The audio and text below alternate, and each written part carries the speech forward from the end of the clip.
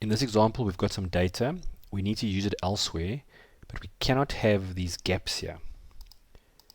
If you click here, you'll notice that there seems to be some merged cells. So before we can do anything, we need to get rid of the merged cells. So I'm just going to highlight these, go to my format cells, go to alignment, and switch off the merged cells so that we can actually access these cells. Second thing we're going to do is just highlight that area. Under the Home tab in Find and Select, there's GOTO Special. I'm going to tell it to choose all the blanks. You'll notice it's only highlighted those. And then I'm going to say equals the one above. And now I don't push enter, I push control enter.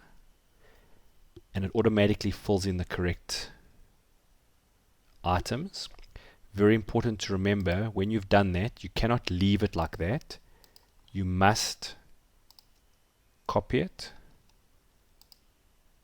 and paste it as values so that the formulas don't interfere with any other work you do, like sorting.